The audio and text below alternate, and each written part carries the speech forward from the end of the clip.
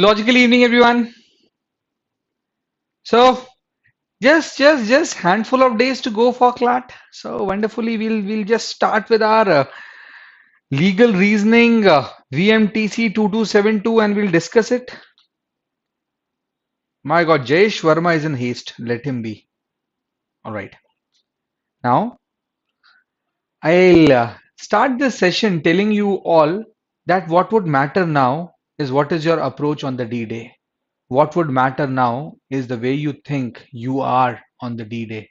With all the confidence that you have, if you go, you'll gate crash the exam, not only crack. So with all the best wishes, I wish you are this. And to every Vidhigyan, I'll tell you, you're being nurtured this. So don't be this, don't be this, don't be this. This is not you. With this approach and mindset, people who go, they win. Having that point clear, let's we have already pushed ourselves too much. So let's get set with the questions. Legal, I'll say difficulty level of test was decent. Now, we had a passage on criminal law and domestic violence act. We had one on torts, that is assault and battery. Then we had on conversion, on contract of indemnity. A lot of students have written messages that if we can have some passages on these areas. So just brought to you what you would have deserved. Then we got insider trading, wonderful passage on this. Then it was 498 IPC, then contract with minor and writ jurisdiction. So in total, we had 8 passages weighing 40 marks, and they were not evenly 5 marks each because CLAT can surprise you with that uneven distribution of marks. With that point settled, let's go into the questions. Now, the first passage that we had was about Domestic Violence Act. Since it's the presumption that you've already solved it, right? With that presumption that you've already solved this test, I need to be a bit faster in discussing with you what should have been the approach and to discuss the answers. And in that light, if we go ahead and check out, this passage was about Domestic Violence Act, and here it's about the purpose of the law. It's about situation. Then here is the purpose of this law, that in Domestic Violence Act we see that a daughter is sent from her family to the in-laws family, and it is believed that her home is her in-laws home. The moment they have violence there, this lady has point of no return to her own home. And if her matrimonial home doesn't keep her happy, or if there's kind of violence on her, or if there's some kind of harassment, she is reduced to a destitute, right? She's just having nobody to take care. This is why we had such kind of a law being made, that that basically is Domestic Violence Act. Then when you talk about Domestic Violence Act, they talk about the interpretation of term home, the meaning of term residence.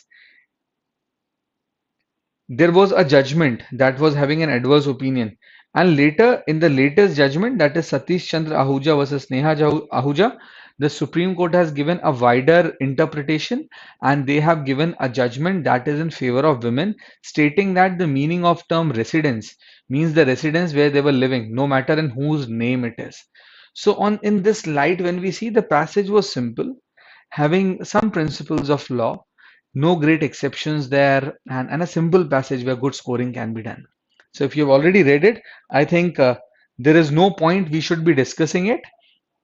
Already passage was understandable. So let's go into the questions now. The first question that we have, Vidhan married Vidhi. They started living in the family of Vidhan. The house they resided was named in the name of Vidhan's father. Now they are asking, can Vidhi claim right of residence under Section 17 of the Domestic Violence Act? This entire passage was about right of residence. Now, with this point clear, we get to understand that Supreme Court's latest decision says that even if this house is in the name of father of Vidhan, still the lady will have right to claim residence, right of residence, which is why answers Delhi. People marking Delhi, great going guns, wonderful. Going next, in the last mentioned question, the questions about the right here. Vidhi claimed the right of residence in the house that the couple stayed before they moved to the present dwelling. Would the same be considered as a shared household for the purpose of Domestic Violence Act? Now, the question is, last household.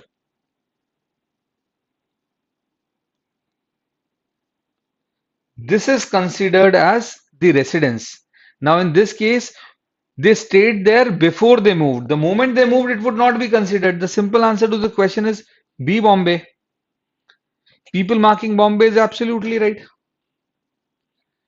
The last resided house is the place where the shared household can be claimed, but it was not last, it was last to last, so therefore it cannot be claimed. Simpliciter. Let's go to question number 3. Vidhan married Vidhi in the year 2006. Now, this judgment came in 2020, and they're talking about a law of 2006, where the Supreme Court had a narrow interpretation that if the house is owned by the father of the groom, then the wife have no right to claim the household, no right of residence.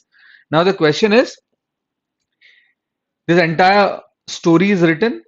That story goes long back in 2010 before that judgment of Supreme Court. In the light of the information provided in the passage, which of the following arguments would strengthen your case? You are representing Mr. Vidhan. So, as his father is the owner, because the judgment comes into 2020. Before that, the law was if the father is the owner, then the right of residence cannot be claimed by wife. Simple answer A, Agra. Why? In the light of the information provided in the answer, this is the best reasoning.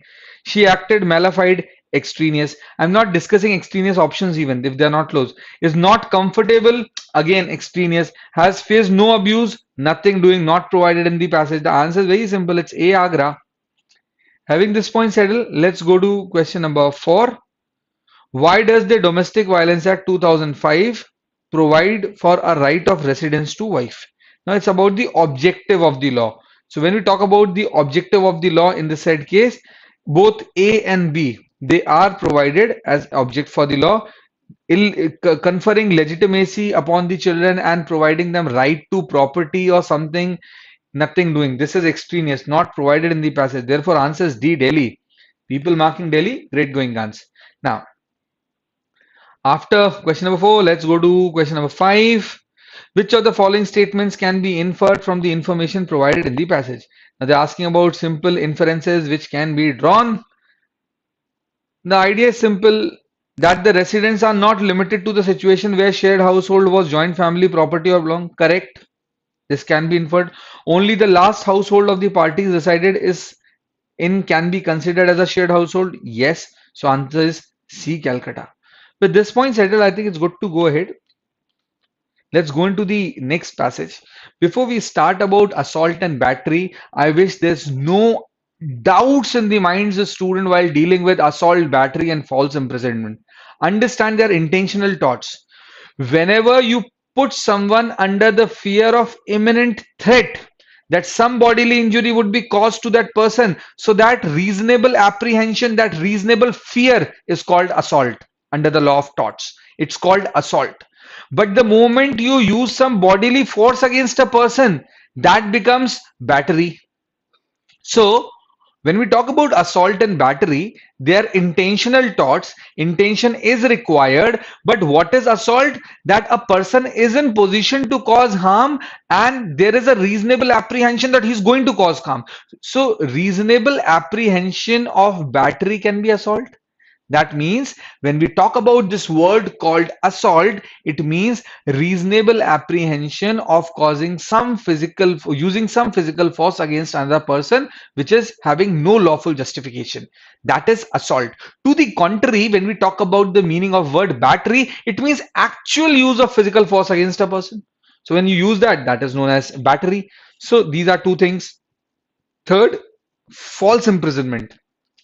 Whenever you have this question of false imprisonment, mind well, the word false imprisonment would mean that a person is being confined to a circumscribed limit so that he cannot move in any direction whatsoever. And he has no alternative. His liberty is absolutely constrained, restrained. If he has an option of moving in some there's an alternative exit which is known to him, then it is not absolute restraint. If there's an alternative exit but which is not known to him, then in that case we'll presume that it is total restraint and it amounts to false imprisonment. So these are the nature of questions which are generally tested and you should be clear about. Assault and battery, this entire story was written. I think they're simple topics of law which you definitely would have learned, and in crux I've explained you. So I think it's good time to go to the questions. B was rival of A. One day B saw A at market. B screamed at him that he's going to kill him and ran towards him. Now, reasonable apprehension होगा कोई दौड़ते हुए उसकी तरफ आ रहा है. Having a big knife, क्या I'm going to kill you. So what is it? It's simply a case जब तक knife body से touch नहीं होता तब तक assault. And the moment knife even touch body for a limited injury cause, it becomes battery. So question number 6 is a cakewalk. Answer is Agra without iota of doubt. So let's go to the next question. In the last question, Mr. B caught A after running towards him and smacked him in his head with a handle of knife. Now what it amounts to now? It amounts to battery. The question is how much harm should be caused to constitute the tort of battery? It does not matter. The quantum of harm, no matter how trivial it was, it does not matter. What matters is bodily interference. All right. So with this point settled, I think this answer is crystal clear in our minds. It is question number 7.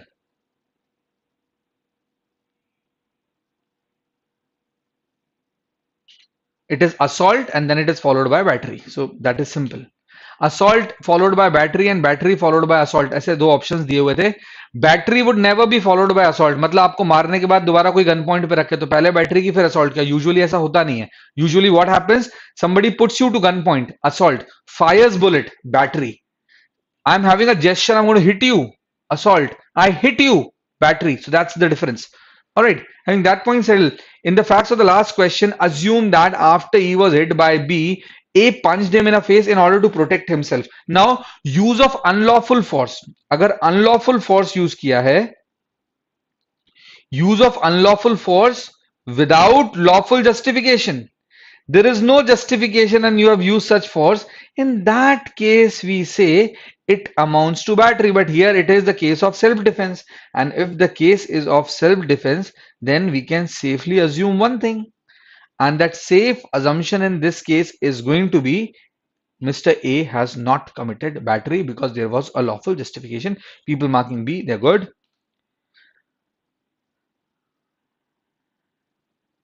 The person in front of him, he has pushed.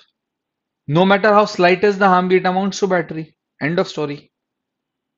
Question number 9 is battery. Answer is A. Question number 10 is in the next passage. The next passage is about conversion. Now, conversion as a tort is given here.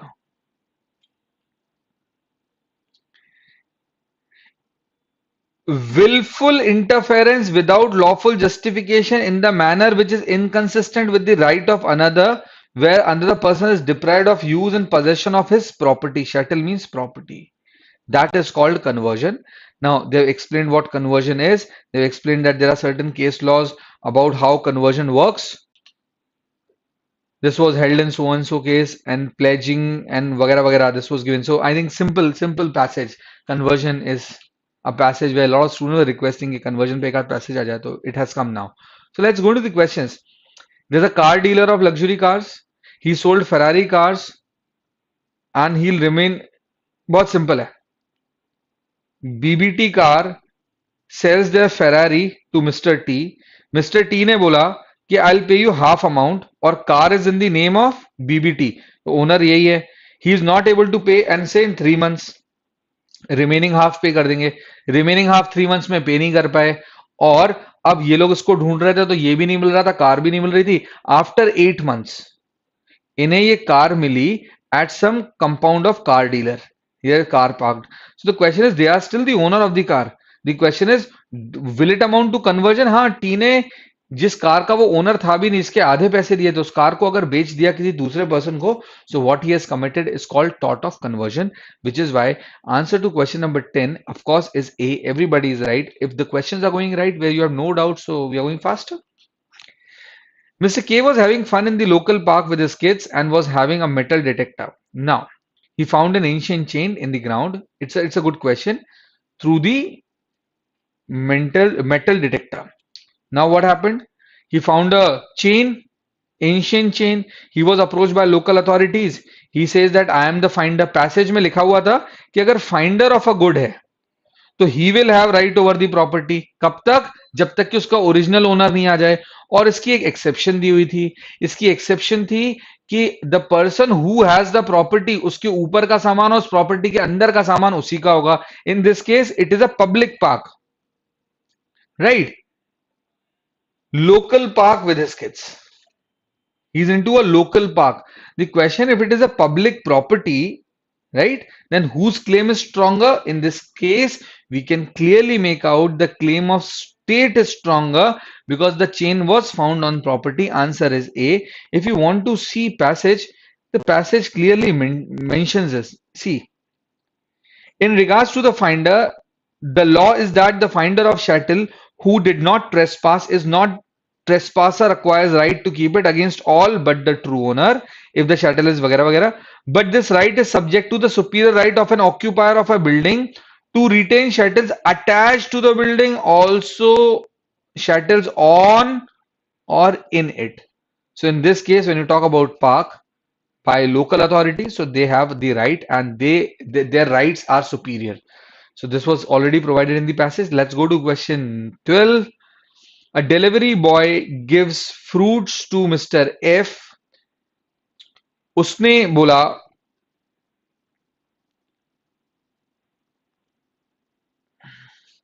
F ने C को बोला कि ये fruits लाके M को दे दो और जो लौट के आपको वो M इसके 1000 रुपीज देगा वो ले आओ. C ने इंस्टेड ऑफ M Q को जाके 1200 रुपए में बेच दिया और 200 रुपए रख लिए. ऐसे केस में has he committed conversion? Answer is yes, of course, yes, committed conversion.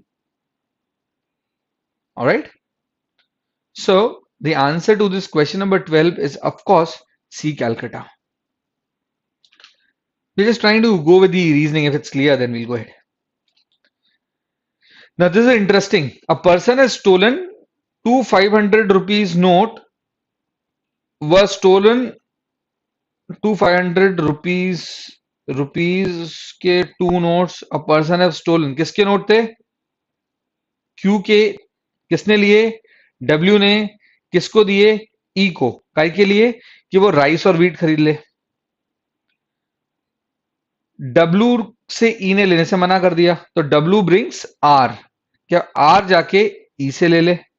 So in this case the question is W's liability. W ने has two 500 notes was a property which was misappropriated with him by him. So the answer is simple. He is liable for conversion. Answer is A, the conversion of notes for his own use. Mr. P has ordered pizza for his family and instead of P, who has taken H? P ने अपने घर के लिए मंगाया, H खा गए उनके pizza. तो अब किस केस में क्या होगा? Answer is simple. It amounts to conversion. Mrs. H, she has done conversion. Simple है. For her own use. She was knowing it does not belong to her. Now, going with the contract of indemnity and guarantee. The contract of guarantee is X को Y से चाहिए loan. Just in a minute we'll see.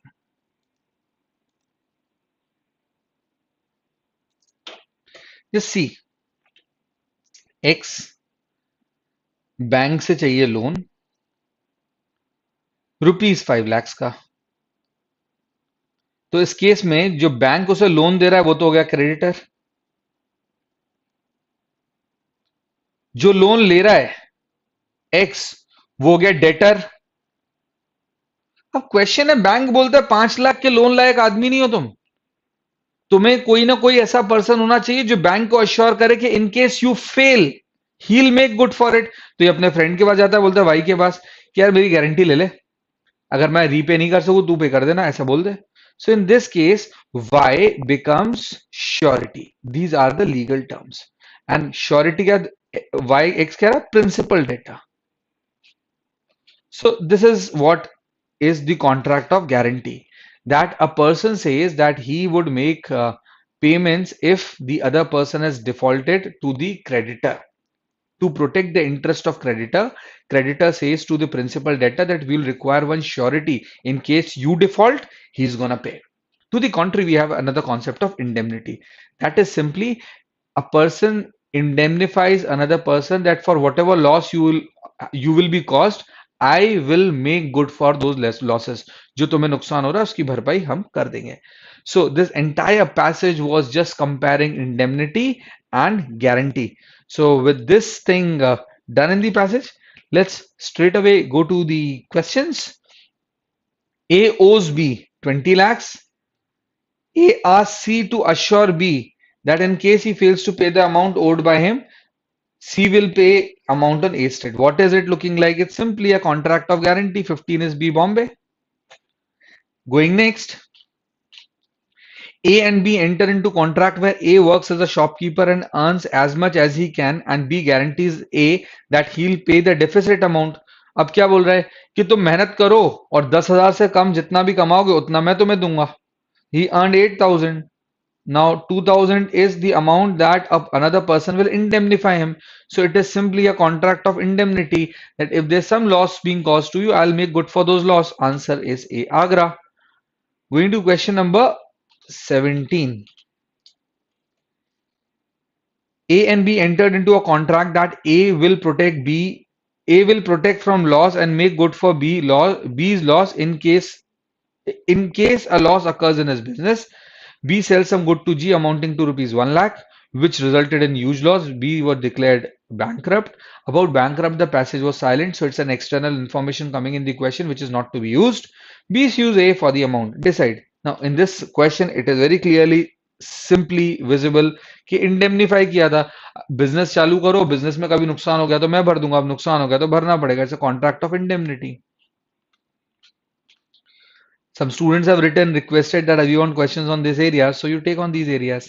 A and B are living in Indore and Mumbai respectively. B A guarantees B to start a business and he would indemnify B all the amount of loss in case a loss occurs to B in the process.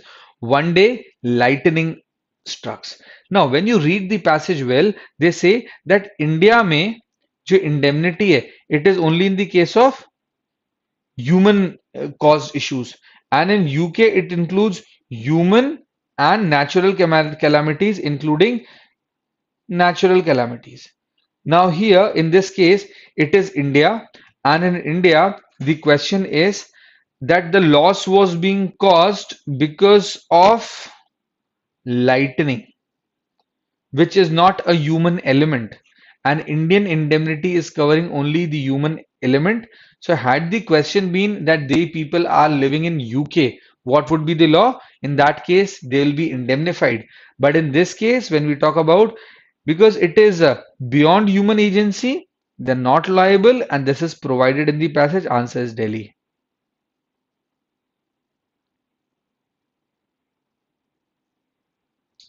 Going ahead,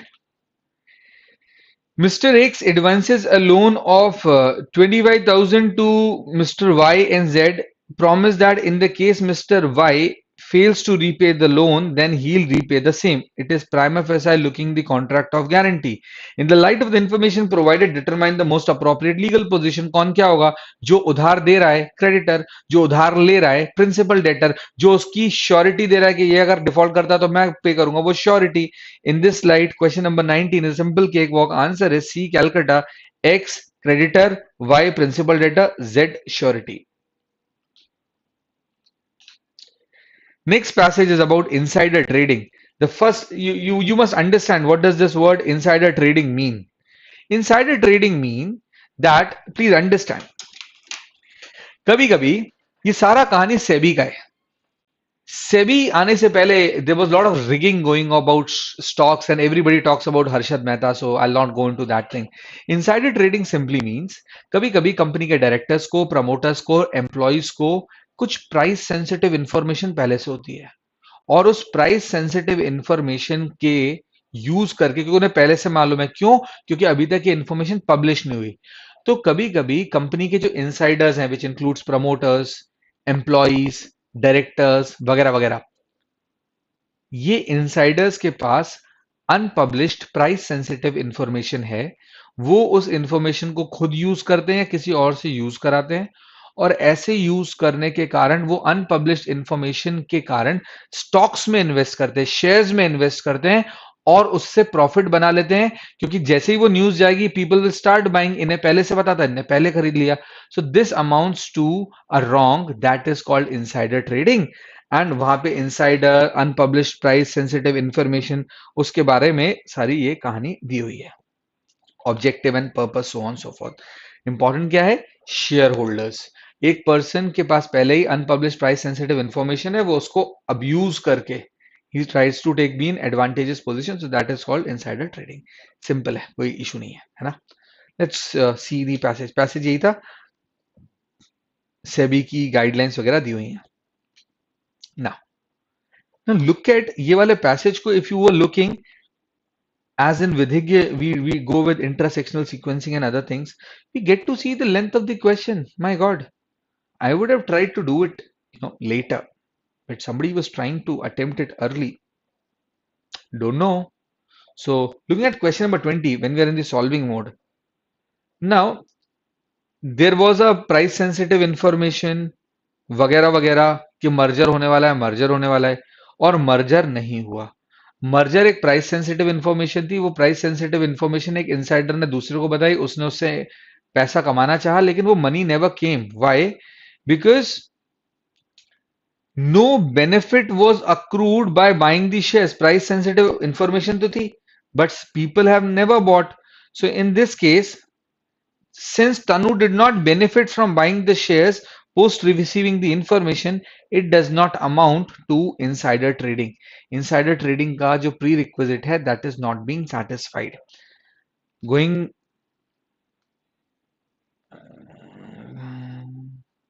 question number 20. Let us be very clear. The answer to question number 20 is C, Calcutta. The answer is C, Calcutta. I repeat. Going to question number 21. Now assume that merger did happen. Price sensitive information थी कि merger होने वाला है, अभी share खरीद लो, अभी share करोगे merger हो जाएगा, शेयर के प्राइस बढ़ेंगे, पर मर्जर नहीं हुआ, तो फिर इनसाइडर ट्रेडिंग नहीं हुई, कि बेनिफिट ही नहीं हुआ। लेकिन इस केस में मान लो मर्जर हो गया और Tanu gained on her investment, अब तो इनसाइडर ट्रेडिंग के सारे सारे prerequisites are fulfilled. Will your answer change from above and why? Last case में आपका आंसर बदल जाएगा? हाँ, बिल्कुल बदल जाएगा, अब हो गई insider trading. A, Agra is the correct answer. All right. Now there's a company named Vidhanpuri.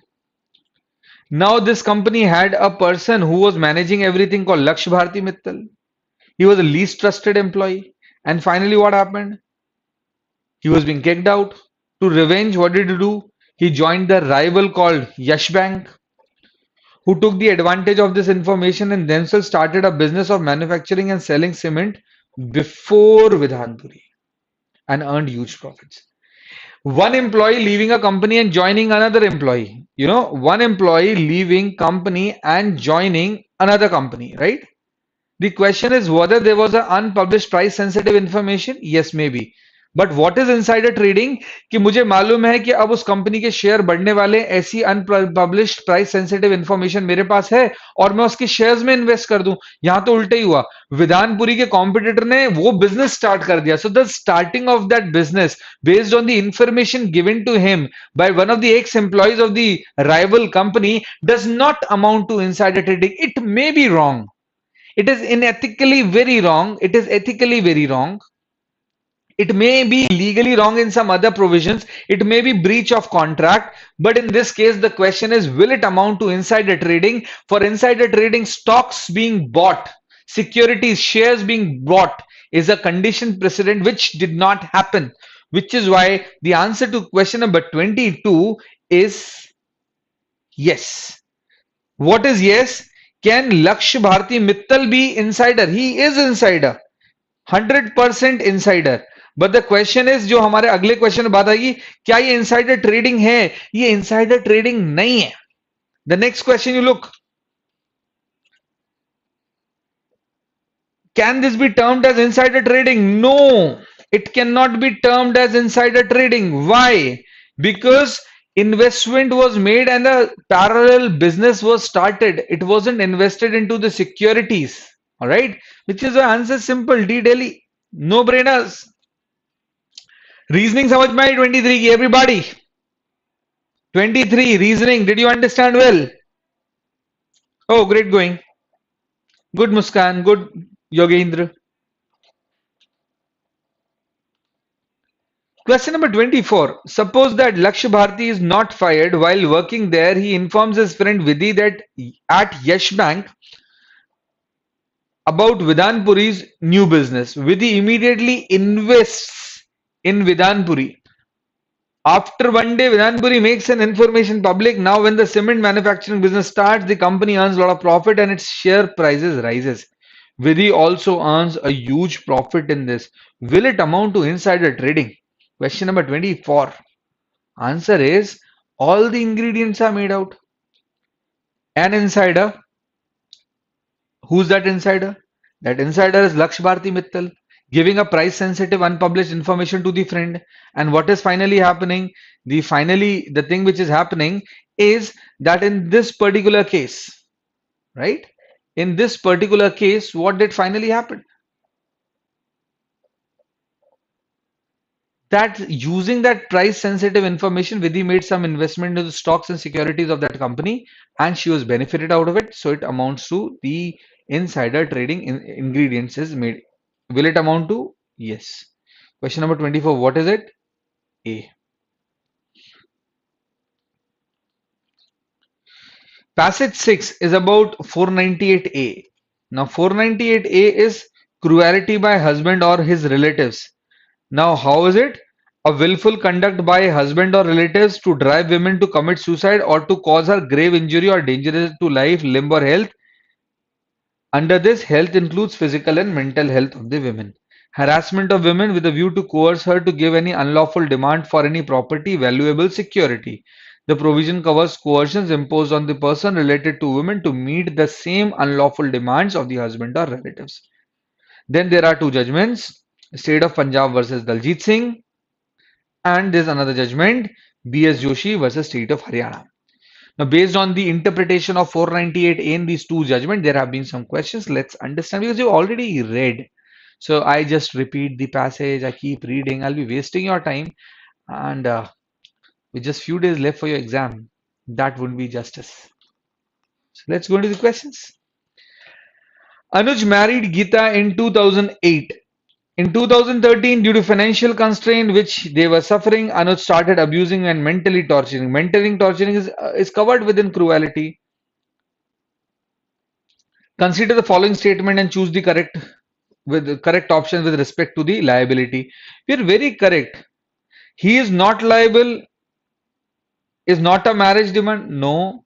He is liable as he has a bad intention or no. Liable because he has bad intention. No, no, it's not about bad intention. He is not liable as there was no injury. Even mental harassment it amounts to. So in question number 25, we get to understand D. Delhi is the answer. Anuj had a bad intention in demanding the money. No, this is not done. This is not done. It is about cruelty.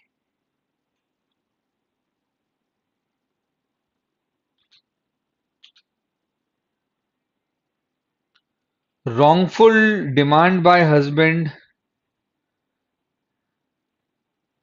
not always a marriage demand. Marriage demand is not limited to that. All right. Indian Women Association is working towards protecting and promoting the rights of women in India, especially matrimonial right. It had a pivot role in bringing 498A and IPC. What is the object? If you read the first two passages, you get to have the object very correct. For question number 26, both A and C as the objectives, D is the answer. This is extraneous. It is not provided. Going to question number 27. Consider the following statements regarding 498A. Which of the following is incorrect? Now to question number 27, which of the following is incorrect? Let's find out. The remedy under 498 is available only to wife. तो correct है. तो ये हमारा incorrect तो नहीं हो सकता. हमारा आंसर नहीं है. The wrongful demand by the husband or his relative should be as a marriage demand, not necessary. This is incorrect. The section 498 provides a wider protection than being just. It is correct. So here the answer is B, Bombay. Simple as that. All right.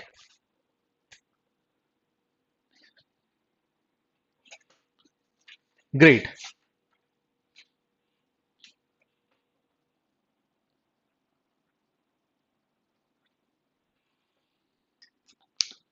So going ahead, question number 28. In question number 28, Susant married Riha against the wishes of his parent. As a result, his parents often used to curse and abuse Riha for destroying the life of their son and forced to file her divorce. Can parents be held liable under 498? Of course, yes. Of course, yes. B, Bombay is the answer. अविरल बिल्लोरे 27 की reasoning समझ नहीं आई. क्या समझ में नहीं आया 27 में? इनकरेक्ट पूछा है. The remedy under 498A is only available to wife. Correct है. Wider protection than being just a matrimonial remedy पे बहुत कुछ लिखा हुआ है दो जजमेंट्स में, पढ़ो ये. Should be a marriage demand. No, it can be more other than this as well. तो ये incorrect. Please read it Aviral Billore again. Going question number 29. Which of the following statements is incorrect? Again, according to information which is incorrect, harassment of a woman with a view to coerce her to give or get any unlawful demand of for any property or valuable security is an important aspect of cruelty. Yes. तो ये तो correct है. तो ये हमारा answer नहीं हो सकता. In state of Punjab versus Daljit Singh, the court held that the demand for money after reasonable period of subsistence of marriage, nowhere related to marriage, is insufficient for conviction under 498A. Question number 29. Here is my case. In the case of B.S. Joshi, the Supreme Court further clarified the object of introducing 498A IPC was to prevent the torture of women by husband. Yes. So my answer is Bombay.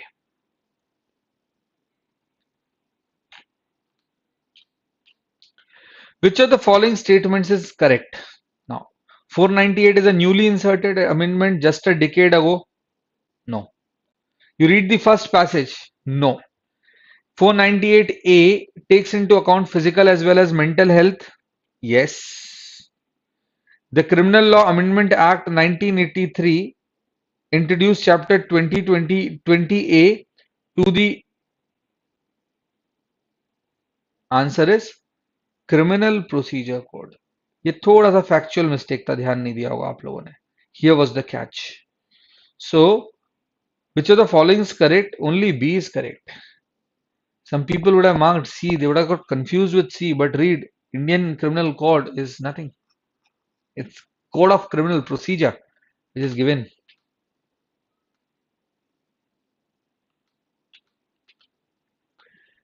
Passage 7 is about agreement with minor will be void and it will never be a contract.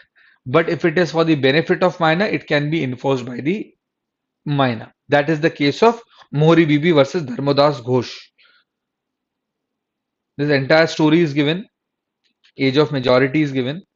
So I think straight away we should hit towards the questions. Now going to the questions, we get to see a school teacher asking a 12th class student who's 17-year-old to pay rupees 200 for some marks and things. The boy has taken marks and everything. Now the teacher is asking to pay him back and he replies that I don't have money. She says that there was an agreement between you and me. The question is, answer is simple. Such agreement cannot be enforced. Why? Not because of a moral, social, ethical reason. Only because it is entered into an agreement with the minor. cakewalk question, so we'll not waste much time. In the facts of the last question, what would be the position if Vidhan reaches the age of majority? हमारे contract act में clarity है. अगर say there's a name, I'll take any name for that matter. Last comment is by Rishika. So there's a person, her name is Rishika. This child is 17 and a half years old. She buy a property for rupees 10 lakhs and she has paid 5 lakhs.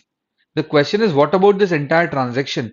This agreement is void. It is having no legal value whatsoever. But Rishika turns out 18 years. And now she says, जो मैंने वो contract किया था अब मैं उसको sign कर देती हूँ, वैलिडेट कर देती हूँ. क्वेश्चन इज, जो अग्रीमेंट आपने माइनॉरिटी में किया था वो अग्रीमेंट वॉइड एब इनिशियो था. जिस दिन हुआ उसी दिन से वॉइड था. वो ऐसा था कि कभी हुआ ही ना हो.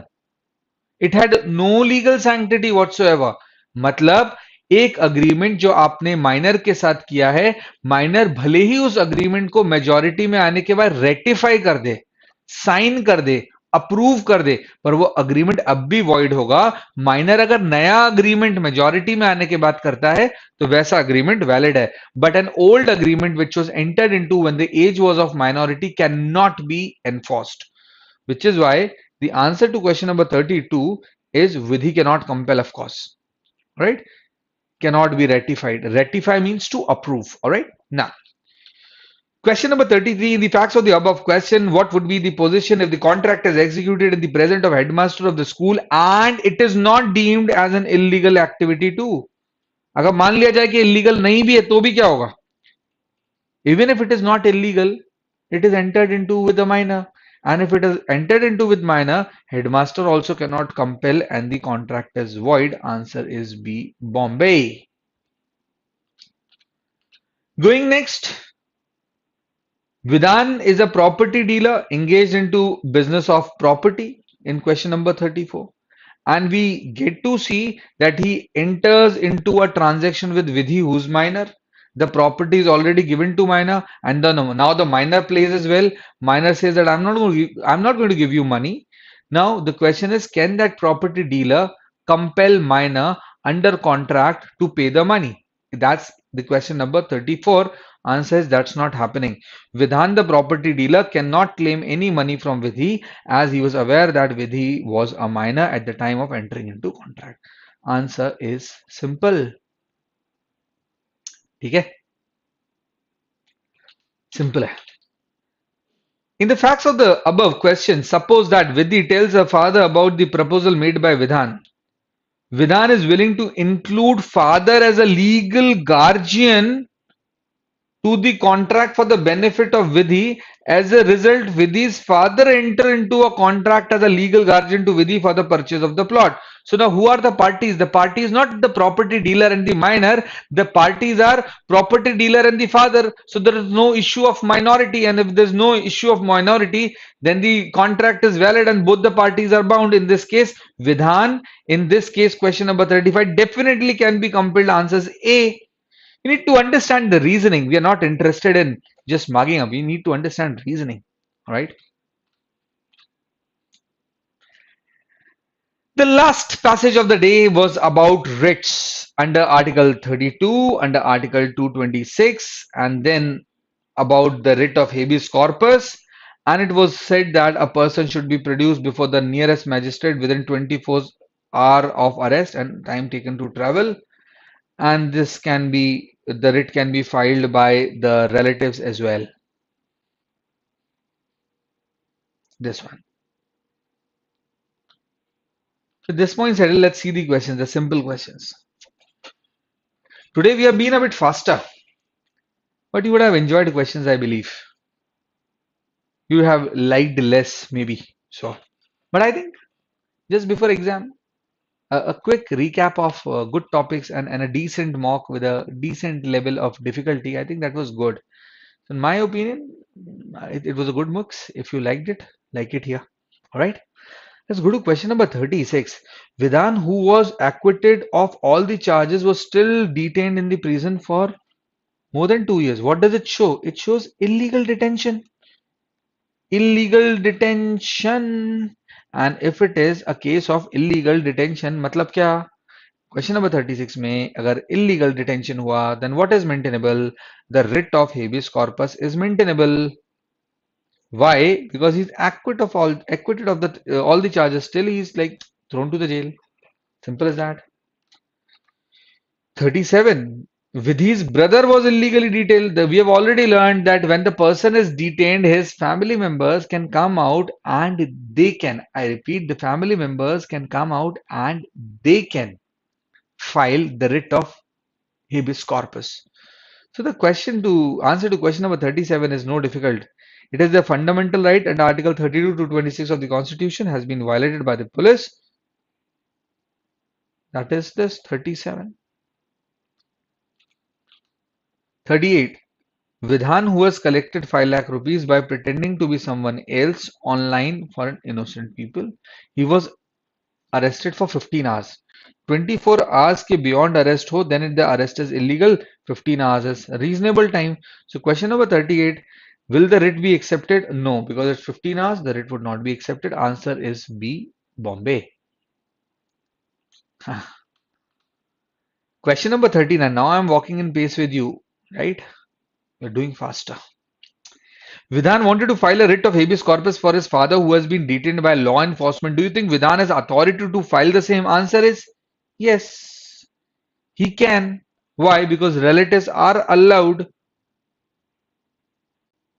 39 is B Bombay, relative. This was a penultimate question. Now we get the ultimate question of the day.